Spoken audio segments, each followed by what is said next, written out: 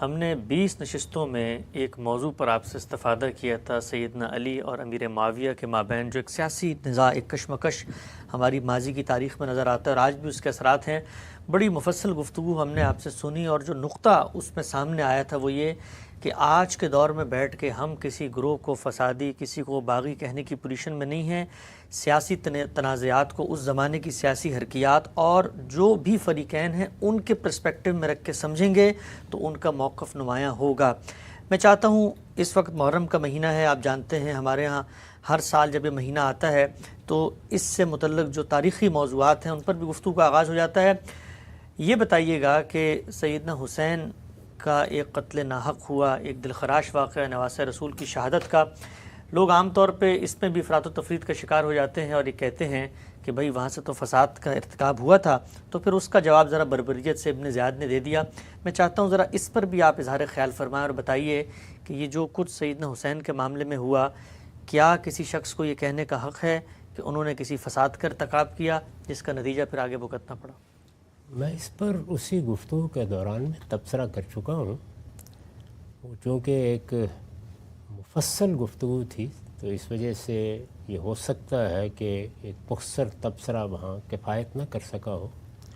اس میں میں نے چند اصولوں کی طرف اشارہ کیا تھا۔ میں نے یہ بتایا تھا کہ ایک تو ہمارے پیغمبر کی ہمارے لیے ہدایت ہے کہ ہم کبھی کوئی فساد برپا نہیں کریں گے۔ لوگوں کی جان، مال، آبرو کو خطرے میں ڈالنا یہ ہمارے لیے روا نہیں رکھا گیا۔ اللہ کے پیغمبر نے یہ بتا دیا ہے کہ جو نظم اجتماعی بھی قائم ہو جائے تم اس پر تنقید کا حق رکھتے ہو، اس کے خلاف مظلومانہ جدوجہد کر سکتے ہو۔ کوئی غلط بات ہے تم اس پہ تنقید کرتے ہو اور اپنی جان دے دیتے ہو تو یہ بہترین جہاد ہے، لیکن کسی دوسرے کی جان لینا، کسی دوسرے کی آبرو پر حملہ کرنا، دنیا میں فساد پیدا کرنا، نظم میں انارکی پیدا کرنا، اس کی کوئی گنجائش نہیں۔ یہ بات رسول اللہ صلی اللہ علیہ وسلم نے بھی واضح فرما دی ہے اور قرآن مجید نے بھی واضح کر دی ہے۔ قرآن مجید نے فساد فی الارض کو بڑا جرم قرار دیا ہے، اور فساد فی الارض کے اس کے سوا کوئی معنی نہیں ہے کہ اللہ کے اذن کے بغیر کوئی شخص یا کوئی گروہ یا کوئی جتھا لوگوں کی جان، مال، آبرو کو خطرے میں ڈالنے کے درپے ہو جائے۔ اس کے لیے ایک آخری حد بھی اللہ کے پیغمبر نے واضح کر دی ہے کہ اگر مسلمانوں کے نظم اجتماعی میں کسی وقت وہ صورتحال پیدا ہو جائے کہ مسلمانوں کا حکمران استبدادی طریقے سے حکومت بھی کر رہا ہو اور کھلے کفر کا بھی ارتکاب کرے، جس کو کفر بوا کہا ہے، تو پھر تم اس کی اطاعت سے انکار کر سکتے ہو۔ لیکن اس میں بھی اگر آپ کو کوئی آگے بڑھ کے اقدام کرنا ہے اس مرحلے میں بھی، تو اس کے شرائط حدود ہوں گے جن کو پورا کیے بغیر وہ اقدام نہیں کیا جا سکتا۔ یعنی وہ شرائط و حدود پھر وہی ہیں کہ جو آخری درجے میں کسی ظلم کے خلاف جنگ کے لیے ہوتے ہیں۔ یعنی ظلم کے خلاف جنگ جب کی جاتی ہے تو اس کے لیے بہت سے قواعد، ضوابط، حدود مقرر کر دیے گئے ہیں۔ تو اگر کوئی شخص اپنے ہاں بھی اس طرح کا کوئی اقدام کرے گا تو اس کو انہی حدود کی پاسداری کرنی ہوگی۔ اس سے یہ بات بالکل واضح ہو جاتی ہے کہ ہمارے لیے اگر کسی جگہ استبدادی حکومتیں ہوں، موجودہ زمانے میں تو بہت سی جگہوں پر جمہوری حکومتیں قائم ہیں، جمہوری حکومتوں میں تو آپ کے پاس کوئی گنجائش ہی نہیں ہوتی کہ آپ کوئی اختلال پیدا کریں، آپ نظم کو چیلنج کریں،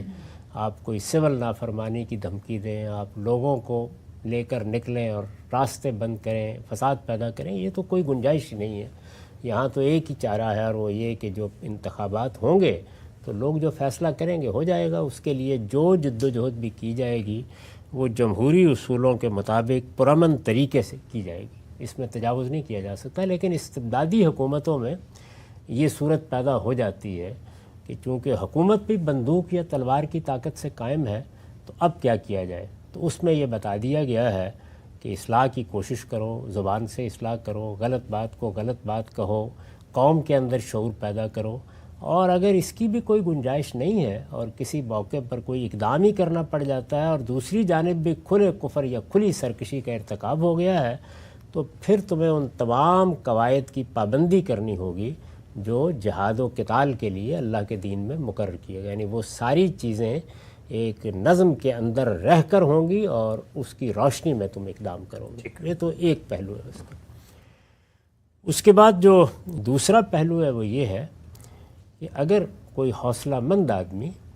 حالات کے لحاظ سے یہ سمجھتا ہے کہ میں بہتر طریقے سے نظم کو چلا سکتا ہوں، یہ بھی ہوتا ہے۔ وہ لوگ کہ جو پہلے سے حکومت کر رہے ہیں، کوئی خاندان حکومت کر رہا ہے، ملوکیت قائم ہے، کوئی آمریت قائم ہے، اور کوئی دوسرا شخص کہتا ہے کہ میں بہتر طریقے سے اس نظم کو چلا سکتا ہوں، تو جمہوری ادوار میں تو آپ سیاسی جماعت بنا لی، آپ انتخابات میں آ گئے، آپ نے لوگوں کو، رائے عامہ کو اپنے ساتھ متفق کر لیا، اور اس کے نتیجے میں ہو سکتا ہے کہ وہ لوگ یہ بات مان لیں۔ تو پرامن ذریعے سے جمہوریت کا اصل حسن یہی ہے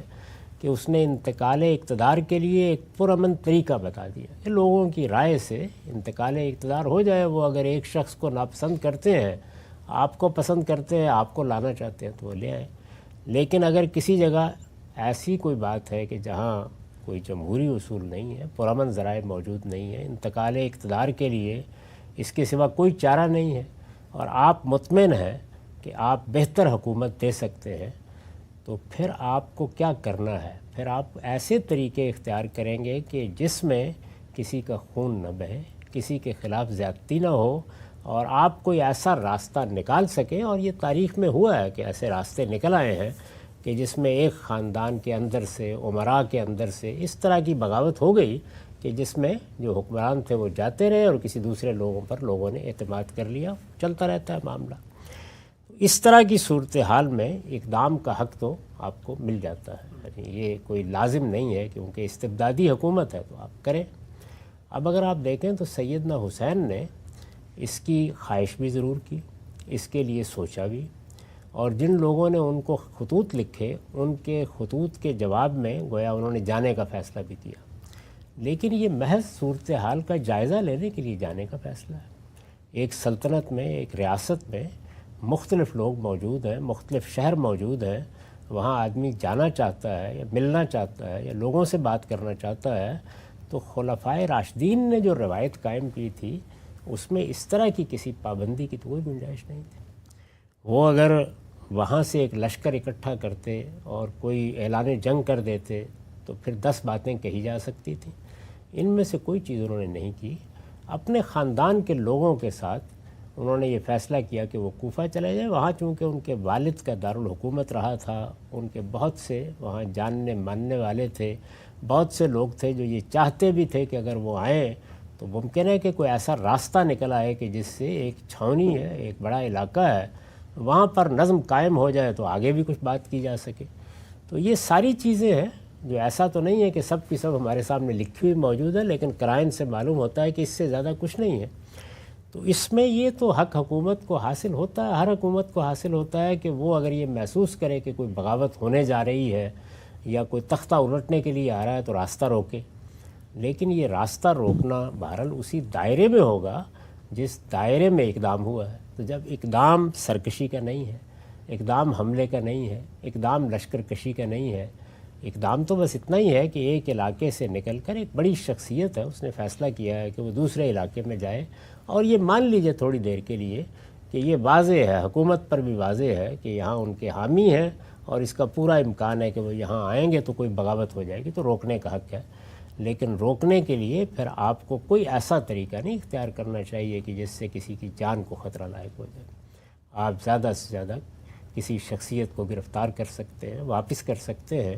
تو جو کچھ بھی ہوا اور جس طرح کا مطالبہ ان سے کیا گیا وہ بالکل ہی بے معنی، بالکل ناجائز اور احمقانہ تھا۔ صاف معلوم ہوتا ہے کہ طاقت کے نشے میں ایک اقدام کر ڈالا گیا جس کے نتائج و عواقب نہیں دیکھے گئے۔ تو اس لیے ہر لحاظ سے وہ ایک غلط اقدام تھا۔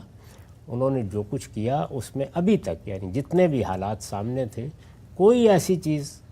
آپ کے سامنے واضح نہیں ہوئی تھی کہ جس میں ان کی جان لی جا سکے، ان کے خاندان کے خلاف کوئی اقدام کیا جا سکے، ان کے ساتھ کوئی زبردستی کی جا سکے۔ جو کچھ ہو سکتا تھا وہ اتنا ہی تھا کہ زیادہ سے زیادہ کوفے میں ان کے داخلے کو روک دیا جاتا، اور اس میں اگر بہت بڑے پیمانے پر بھی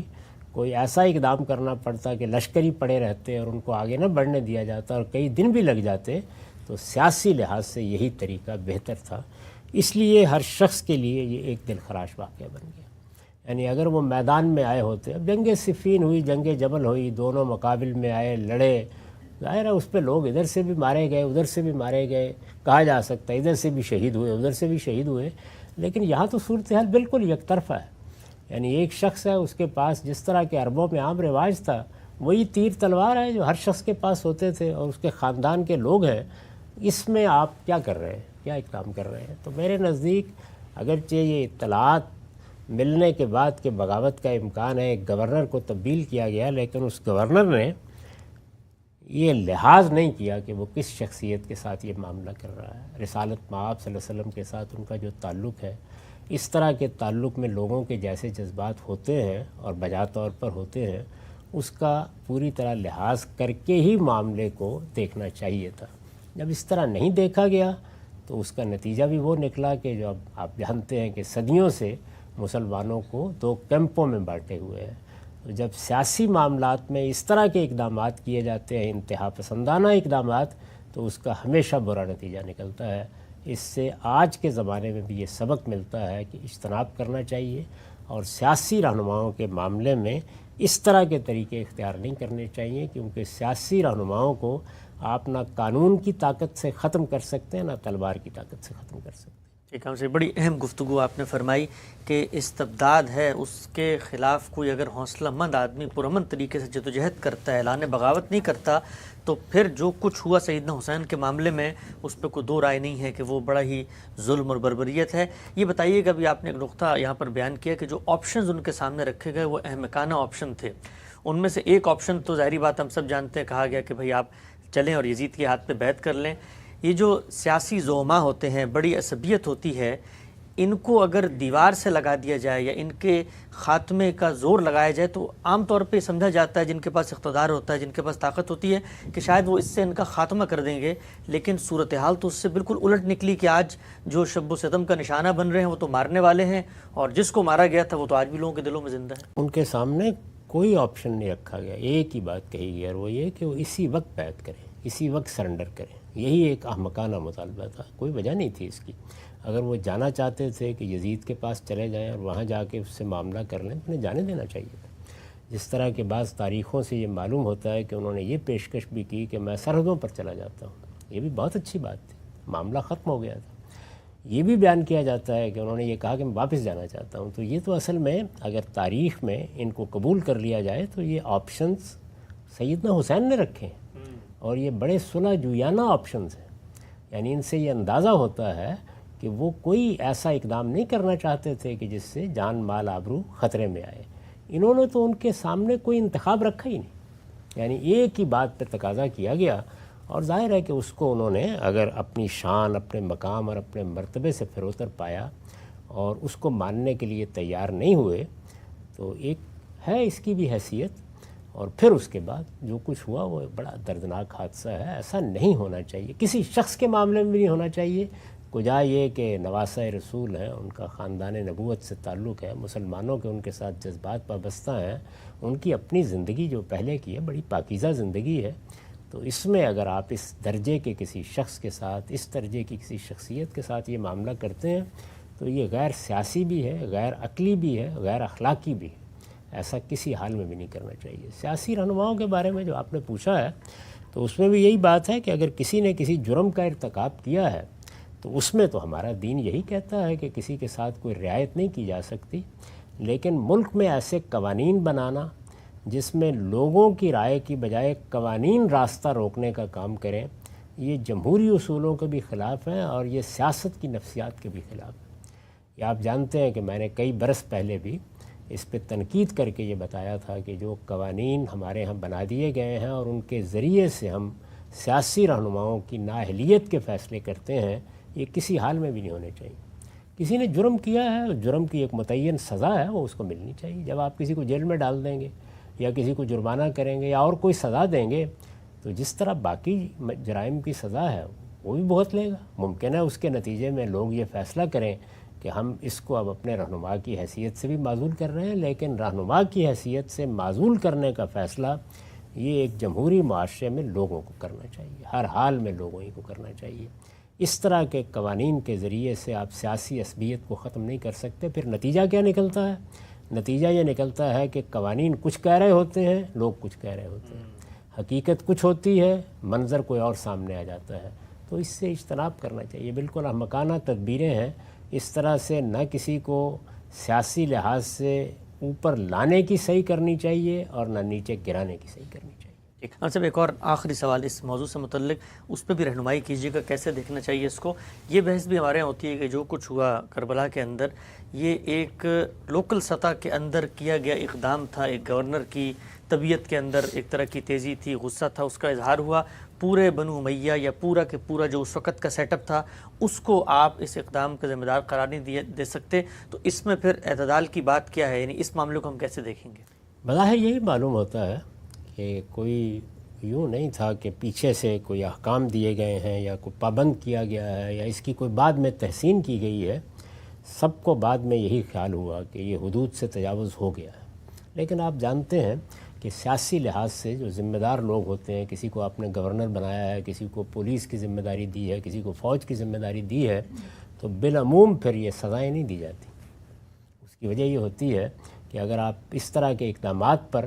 بھی سزائیں دینا شروع کر دیں گے تو کل کو کوئی نظم کو قائم کرنے کے لیے تیار نہیں ہوگا، اور ملوکیت میں تو اس کی گنجائش ہی نہیں ہوتی، کیونکہ ملوکیت اس اصول پر قائم ہوتی ہے کہ سیاسی اختلاف نہیں کرنے دیا جائے گا۔